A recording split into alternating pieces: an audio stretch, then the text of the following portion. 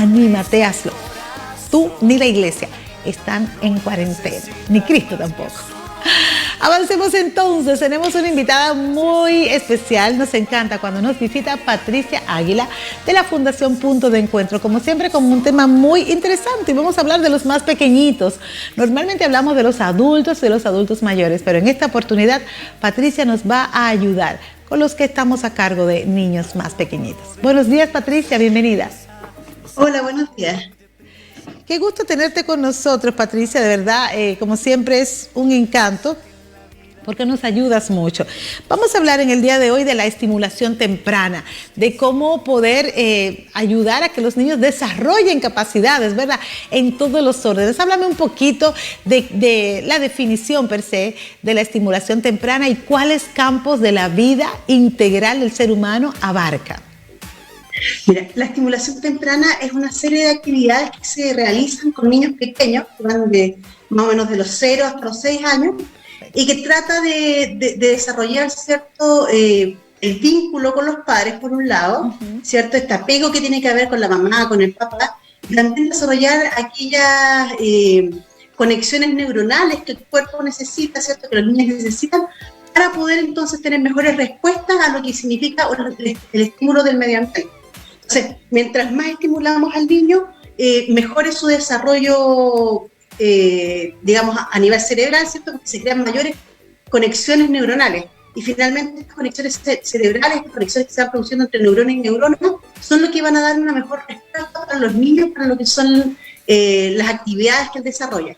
Por lo tanto, mientras más yo estimulo al niño, ¿cierto? Pues si yo lo estimulo día a día y todos los días voy haciendo actividades con él, también él va desarrollándose de una forma más natural, ¿cierto? Y también va creando conexiones neuronales que van a dar al final una mejor respuesta, ¿cierto?, a lo que signifique el contacto con el medio ambiente. Me llama la atención que hablas de los 0 años y en esa edad, no sé si los padres son conscientes de todo lo que pueden hacer por sus hijos en el campo de la estimulación. La mayoría de los padres creen que los niños cuando nacen están ahí solo comiendo, durmiendo y ensuciando pañales. Y no es cierto, es mucho lo que se puede hacer. Comencemos por ahí, porque creo que es una etapa muy desperdiciada de los bebés, quizás no por la falta de deseo, sino por la falta de conciencia de los cuidadores, los tutores, los propios padres, de todo lo que pueden hacer por ellos. Mira, desde los 0 hasta los 3 meses es la parte donde el cerebro tiene mayor plasticidad, ¿verdad? El cerebro, hacemos lo siguiente, el cerebro viene vacío, ¿cierto? Viene con un computador nuevo que uno está comprando, uno le empieza a meter la información. Entonces, de los 0 a 3 meses es cuando más información uno le puede dar a este cerebro, ¿cierto? Y va haciendo las conexiones que yo te decía, las conexiones neuronales que se producen. Entonces, a esa edad es súper importante que uno pueda hacer distintos tipos de estímulos que van, por ejemplo, desde estímulos sensoriales, ¿cierto? Es como tocar, cuando la mamá le hace cariño a la guaguita, ¿cierto? Cuando le pasa, por ejemplo, algodón para limpiarlo, cuando se sumerge en el agua, a través de también son los sonidos, ¿cierto? Hablarle, ponerle música.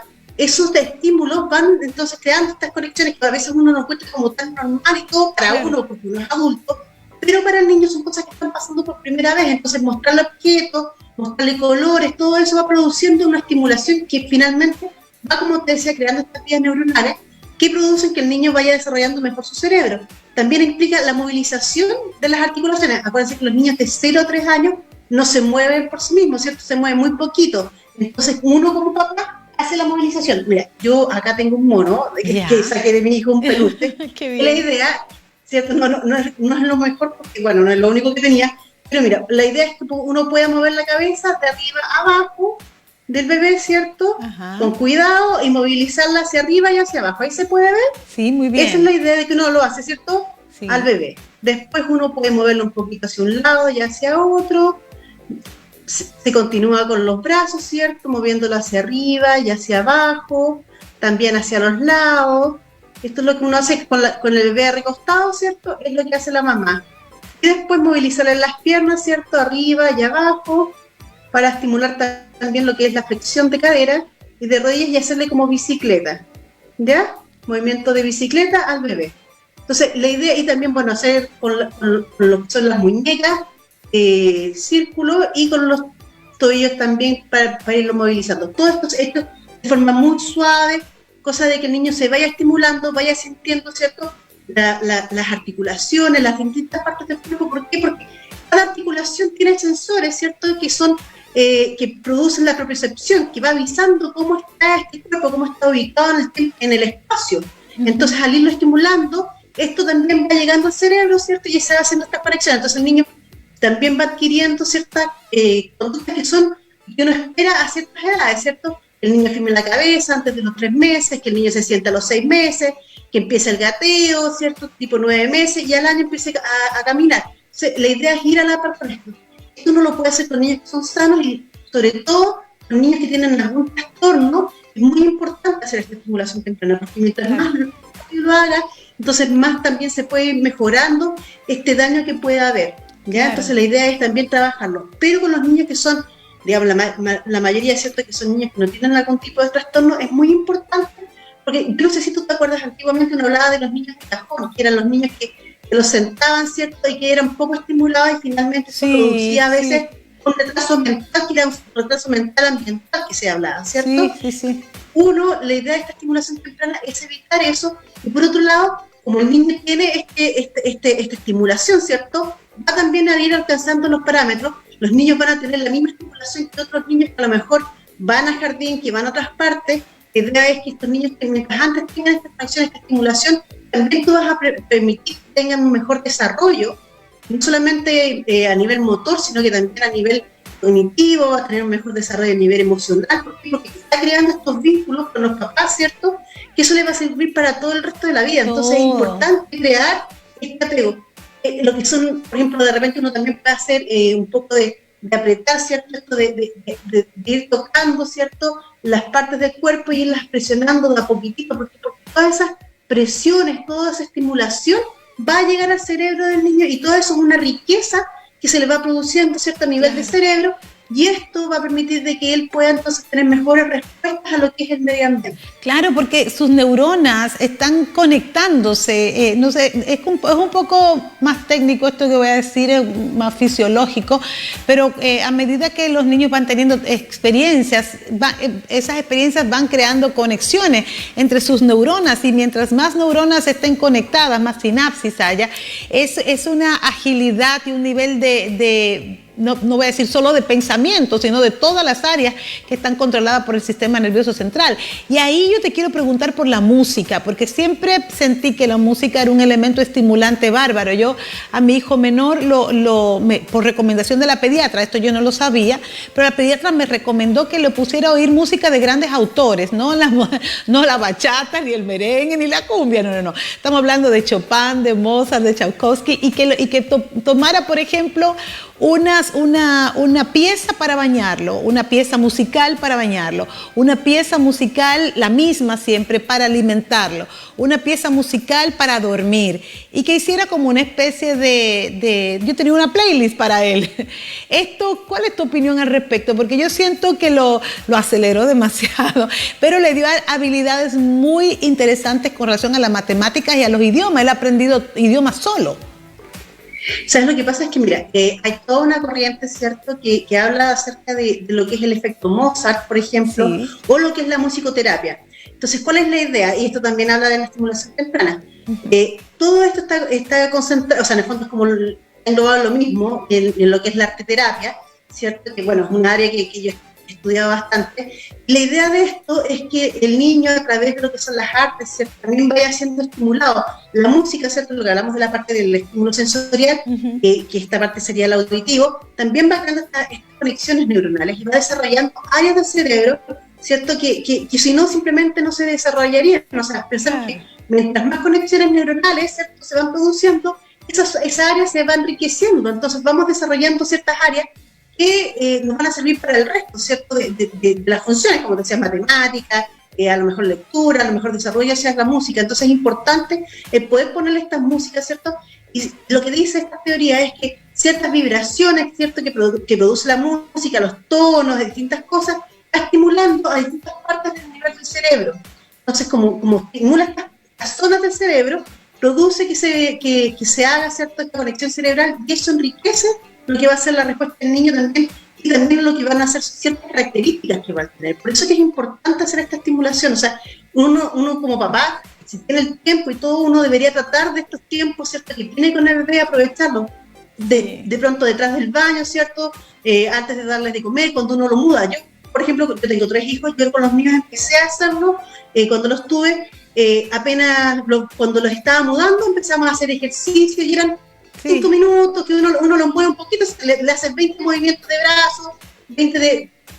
¿Te fijas? No es estar todo el día. Claro. Pero en el fondo uno lo va haciendo y esto va enriqueciendo. O sea, de verdad produce que los niños vayan teniendo ciertas habilidades, ¿cierto? Que uno lo nota y nota también que es más importante. Ahora, es importante también no hacer una sobreestimulación, ¿cierto? Donde tengamos al niño sobreestimulado. Sobreestimulado. ¿Te fijas? O sea, es importante también ir teniendo sus tiempos y todo. Ahora, como tú decías, es bien importante el tener ciertas músicas para ciertas cosas. Por ejemplo, si yo lo voy a hacer ese ejercicio, ponerle siempre como la misma música para que el niño también asocie esa música a la actividad que yo hago. Claro. ¿Te fijas? Porque vas creando de cierta manera también hábitos para el niño.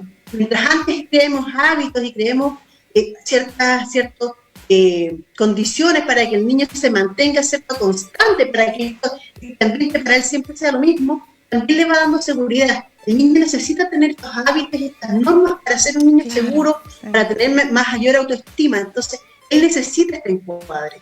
Y mientras antes se lo demos, obviamente va a ser mejor para él. O sea, uno como papá siempre, ¿cierto?, procura tener lo mejor para el hijo, y es importante, y no siempre sabemos, ¿cierto?, porque nadie nos ha enseñado a ser papás, entonces uno no tiene por qué saber. Entonces, la idea de esto también, y de tocar este tema, es poderle enseñar a las mamás que son mamás nuevas, ¿cierto?, o a las abuelitas, ¿cierto?, para que también puedan estar y tener lo que son estos momentos y estos vínculos que se va produciendo. Y de verdad, el vínculo que uno tenga con los hijos desde este minuto, desde el minuto 0, mientras más apego se haga, este vínculo no se va a romper tan fácilmente, y es mucho más fácil también encuadrar a los niños. O sea, cuando existe un apego, ¿cierto?, el niño también respeta más a los papás, tiene las normas, y cuando yo le pongo normas y reglas, el niño también aprende, ¿cierto?, a respetar a los papás y a respetar a lo que es el ambiente que se maneja. Entonces es muy importante tener esto desde pequeño.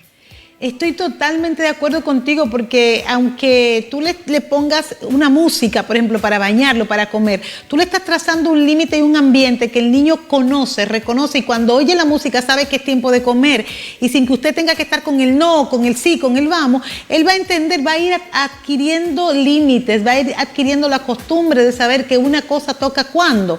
Entonces, eso en el futuro, cuando sea adolescente, usted lo va a agradecer, que el niño reconozca e interprete los límites como algo sano, no como prohibiciones, sino como un espacio de desarrollo y un orden en la vida. Eso es demasiado importante. Patricia, hay diferentes etapas también. Nos hemos quedado ahí como que en la más temprana, porque la considero una de las que son vitales. Estamos entre los 0 y los 3 años, dijiste, ¿verdad?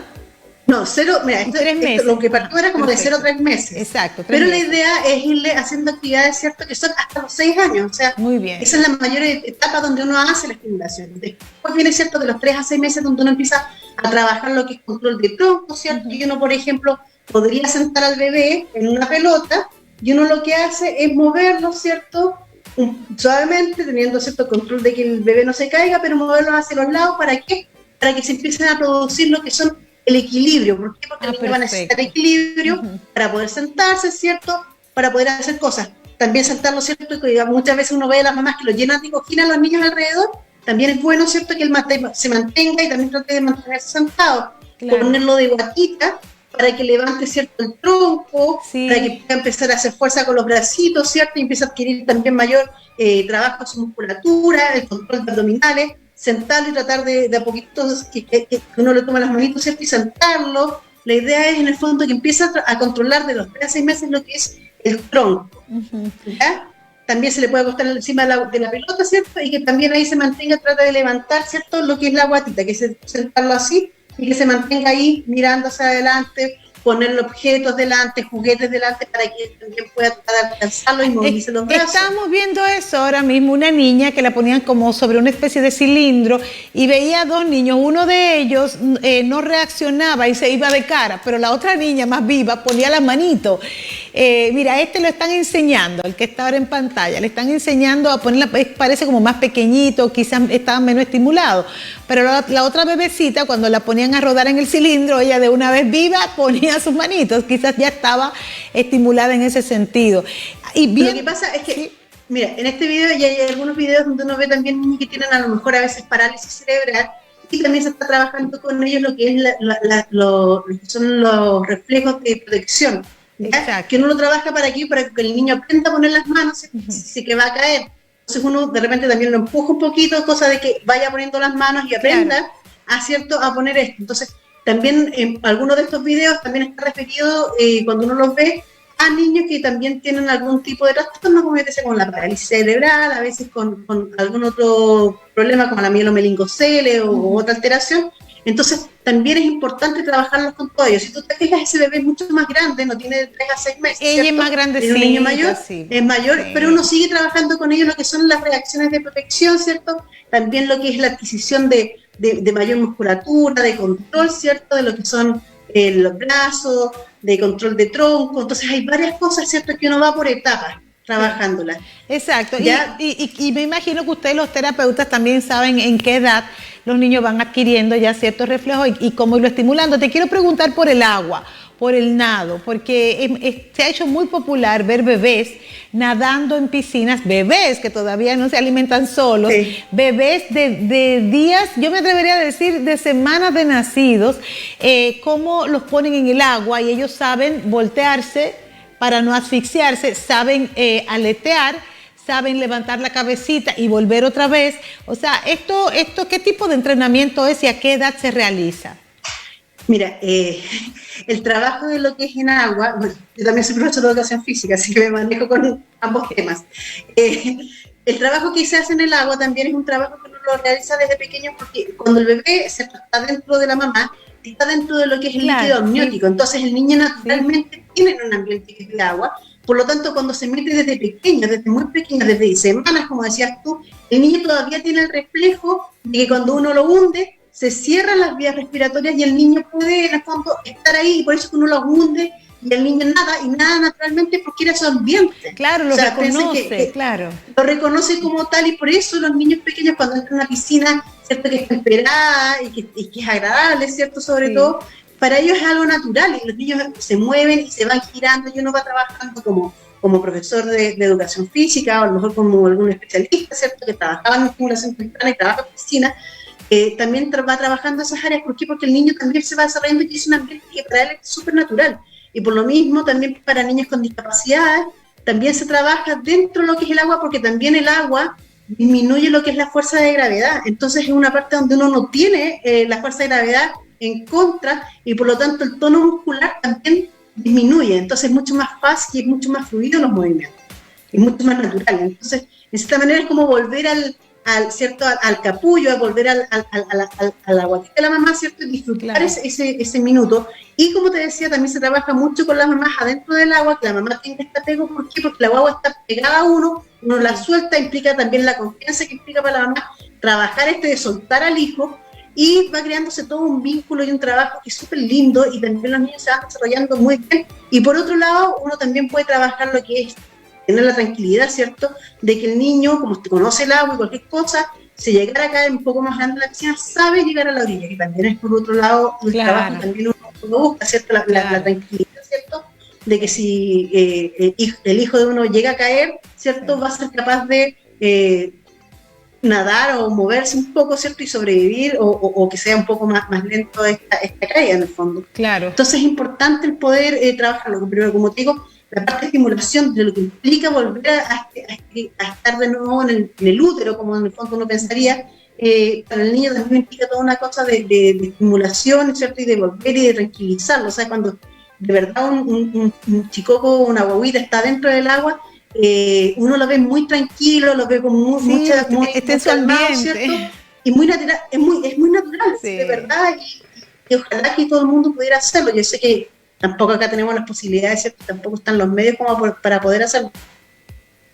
Pero si alguien pudiera acceder a esto, o tal vez hacerlo en el verano, ¿cierto? Por trabajar hasta poco y todo, es muy importante. O sea, de verdad, si uno tiene la oportunidad, Sí. en las piscinas también, cuando los hijos nacen más chicos, en primavera y eso, poderlo probar, y es algo que de verdad para ellos es muy grato, y también para uno como papá, poder trabajar estas áreas con ellos. No, y una tranquilidad enorme. Lamentablemente te puedo decir que conozco personas que perdieron bebés, que murieron ahogados en piscinas y oye, después que ha avanzado todo este movimiento, que uno ve que existe la posibilidad de que cuando nacen nuestras guaguitas poderle con la educación física, con el terapeuta como eres tú, darles este entrenamiento desde guaguita. Oye, desde el día que nace yo he visto que los llevan a estos entrenamientos en tinas especiales. Ojalá poder hacerlo, ojalá poder hacerlo.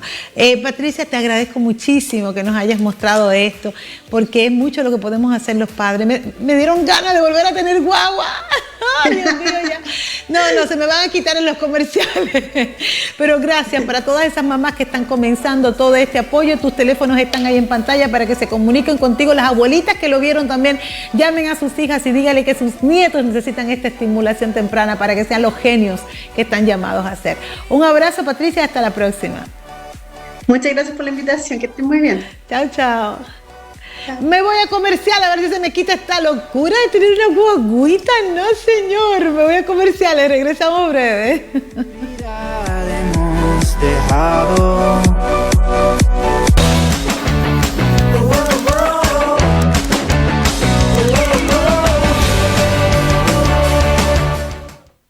Yo me vacuno sin dudas contra el COVID-19. ¿Por qué tenemos que vacunarnos? Porque vamos a estar protegidos, con menos probabilidades de enfermarnos o de llegar a una posible hospitalización. Si me pongo la vacuna, ¿puedo dejar de usar mascarilla? Las vacunas nos protegen, pero no previenen el contagio por sí solas. Aunque te vacunes, usa mascarillas, lava tus manos, mantén la distancia física y evita aglomeraciones. Porque las vacunas salvan vidas. Cuando sea mi turno, yo me vacuno. Infórmate en gov.cl/yo me vacuno. Ministerio de Salud, Gobierno de Chile.